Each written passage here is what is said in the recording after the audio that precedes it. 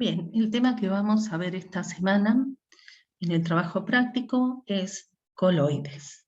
Los coloides son importantes teniendo en cuenta que el 90% de la materia viva se encuentra en estado coloidal. Tienen importantes funciones, por ejemplo, en la presión oncótica de la sangre, en la inmunidad, en la coagulación de la sangre, función nutritiva, función de excreción de sustancias, y contribuye a la viscosidad y al equilibrio ácido-base de la sangre. Bueno, vamos a definir los sistemas coloidales como sistemas dispersos heterogéneos en los que las partículas de la fase dispersa, denominadas micelas, tienen un tamaño comprendido entre 1/10 y 1/1000 de micrones, es decir, entre 1 y 100 milimicrones. Tamaños de soluto menores a 1 milimicrón constituyen soluciones verdaderas. Tamaños mayores a 100 milimicrones van a formar dispersiones groseras. Los coloides se van a clasificar según el estado de la fase dispersa en emulsoides y suspensoides. Serán emulsoides aquellos en los cuales sus micelas se comporten como si fueran líquidos. Contrariamente, serán suspensoides aquellos en los cuales sus micelas se comporten como si fueran sólidos. Teniendo en cuenta la afinidad con el solvente, los coloides serán liófilos y liófobos. En el caso particular de que el solvente sea agua, serán hidrófilos, aquellos que tienen afinidad por su solvente, hidrófobos, los que tienen aversión hacia su solvente. Y si tenemos en cuenta su origen, los coloides serán obligados o facultativos. Son obligados todos aquellos que se originan en macromoléculas, como los polisacáridos o las proteínas, que por su tamaño no pueden constituir soluciones verdaderas y están obligados a formar coloides. En cambio, los facultativos son aquellos que conforman soluciones verdaderas, pero por determinados mecanismos físicos o químicos se logra formar conglomerados de su soluto hasta que alcancen el tamaño de las micelas y conformen un coloide. Para determinar el tamaño de las partículas o de las micelas del coloide, vamos a hacer primero la suposición de que las micelas son esféricas. Entonces, podremos emplear un método por sedimentación que tendrá en cuenta la ley de Stokes, que ya vimos en prácticos anteriores, y llegamos a una fórmula final que decía que la velocidad es igual a 2 veces el radio al cuadrado por la gravedad por la diferencia de densidad, en este caso entre la micela y su solvente, sobre 9 veces la viscosidad del líquido. Si nosotros operamos algebraicamente y despejamos, llegaremos a determinar que el radio es igual a la raíz cuadrada de 9 veces la viscosidad por la velocidad de sedimentación sobre 2 veces la gravedad por la diferencia de densidades entre la micela y su solvente. Otro método sería empleando membranas de poros de tamaños conocidos. Para eso, tenemos que tratar papel de filtro con colodión o con gelatina para modificar el tamaño de los poros de papel, calcular el tamaño de los poros, haciendo circular un determinado volumen de agua a una presión conocida. Vemos a qué velocidad se produce ese pasaje y se determina el tamaño del poro. Recién ahí se hace pasar el coloide y se aplica la ley de Poiseuille, que también hemos visto, que nos decía que el volumen era igual a pi por radio a la cuarta por la diferencia de presiones por el tiempo sobre 8 veces la longitud por la viscosidad. Veamos que son estos elementos de la fórmula. Volumen será el volumen del líquido que pasó. R, el radio de la micela. Delta de P, la presión con la que circula el coloide, la presión que hace circular al coloide. T, el tiempo que demora el pasaje. L, la longitud del tubo, del poro en este caso. Y eta, el coeficiente de viscosidad del líquido. También despejando vamos a obtener que el radio es igual a la raíz cuarta de 8 veces la longitud por la viscosidad, por el volumen, sobre pi por diferencia de presión por tiempo. Pero hay que tener en cuenta que el mejor método para determinar el tamaño y la forma de las micelas es el microscopio electrónico, que permite también fotografiar. En cuanto a las propiedades de los coloides, van a estar relacionadas con el tamaño de las micelas y con su carga eléctrica. Y vamos a tener propiedades cinéticas, como el movimiento browniano, ópticas, que se refieren a la opalescencia, coloración y efecto Tyndall, y eléctricas, se refiere a cómo tienen sus cargas las micelas, y será por ionización, por absorción de iones o por disociación. Veamos el movimiento browniano en cuanto a las propiedades cinéticas. Una micela se encuentra en el seno de un líquido y recibe permanentemente golpes de las moléculas que constituyen la faz dispersante. En base a su tamaño, nunca se van a anular totalmente las fuerzas que recibe por los golpes, sino que siempre va a haber una fuerza resultante que va a producir un cambio de dirección de la micela.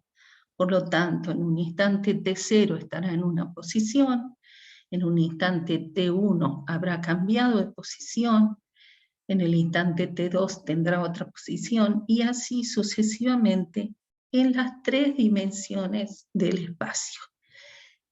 Irá describiendo a raíz de estas fuerzas resultantes un movimiento en zigzag que se conoce como movimiento browniano.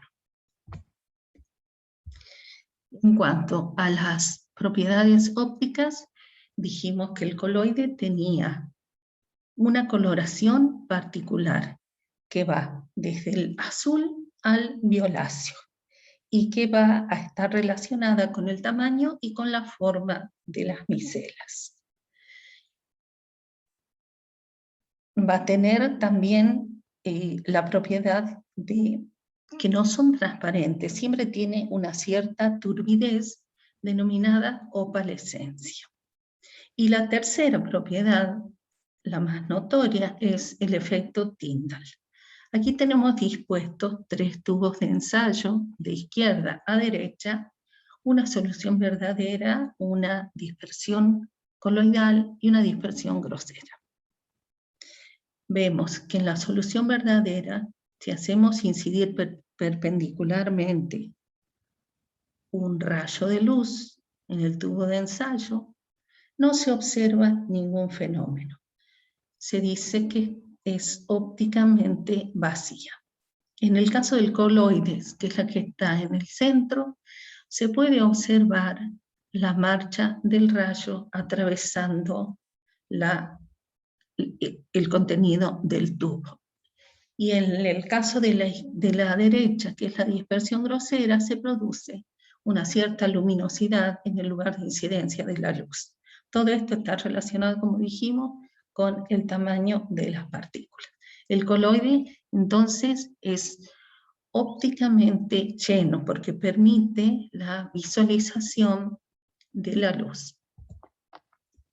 Aquí tenemos algunos ejemplos de efecto Tyndall producidos en el laboratorio. Coloides, donde se hace incidir una luz natural y se puede ver sobre el fondo oscuro la marcha de los rayos, y a la derecha tenemos una solución verdadera donde no se ve el rayo, y al lado el vaso de la izquierda una solución coloidal donde se puede observar el efecto Tyndall. También en la naturaleza hemos observado muchas veces la marcha de los rayos a través de los árboles, a través de las nubes. Todo esto se produce por la dispersión de la luz en las partículas que se encuentran en este caso en el aire atmosférico, y en el caso del coloide, la dispersión de la luz sobre las micelas. En cuanto a las propiedades eléctricas, que se referían a cómo adquieren carga las micelas, porque, a ver, aclaremos, las micelas tienen cargas, pueden ser positivas o negativas, pero en un mismo coloide no pueden estar ambas coexistiendo, es decir, no puede haber micelas positivas y micelas negativas. En un coloide todas sus micelas son positivas y en otro coloide todas sus micelas serán negativas. Bien, cuando adquieren carga por ionización, por ejemplo, en el caso de los jabones o en el caso de las proteínas, vemos que tienen grupos terminales que se van a comportar como positivo o negativo, es decir, van a tener carga eléctrica dependiendo del medio en el que se encuentre, particularmente dependiendo del pH del medio en el que se encuentre. Entonces, tendrán ionizados grupos carboxílicos, amínicos, oxidrilos, vanilínicos, sulfidrilos, y entonces, por efecto de esa ionización, las micelas quedarán cargadas.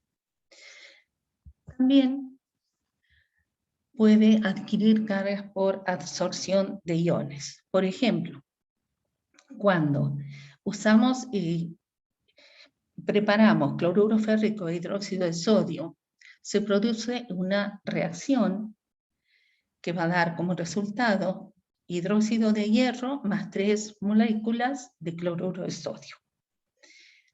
Y lo que pasa normalmente si las cantidades de álcalis de cloruro férrico son equivalentes es que se produce una precipitación del hidróxido de hierro. Pero si se agrega o se pone una mayor cantidad de cloruro férrico, se va a producir una separación de esa sustancia precipitada y se podrán restituir las micelas coloidales. ¿Qué va a pasar aquí? Cada una de las moléculas de hidróxido de hierro va a absorber en su superficie iones trivalentes de hierro, por lo tanto quedará cargada positivamente. Los iones cloruros van a quedar en el solvente siguiendo la distribución de la figura. La otra forma de adquirir cargas es por disociación. ¿Qué sucede aquí? Todo metal que se pone en contacto con el agua tiene una tensión de disolución, es decir, desprende iones con carga positiva. La masa metálica restante, es decir, las micelas coloidales, van a quedar cargadas negativamente. Dijimos que alrededor de la micela se absorbían cargas opuestas a la de la micela. Por ejemplo, si la micela es positiva, habrá una capa a su alrededor que es negativa y hacia afuera otra, o sea, más periféricamente, otra de signo contrario y así sucesivamente. Entonces, a raíz de esto, Helmholtz propuso o sugirió que en la superficie de separación de dos fases, sobre todo si es una fase líquido-sólido, siempre se forma una doble capa eléctrica de cargas positivas y negativas, y esto da lugar a un potencial que se denomina potencial electrocinético o potencial Z, y va a ser la diferencia de potencial eléctrico que existe entre ambas fases micela y solvente cuando las cargas se desplazan y se acomodan de esta manera.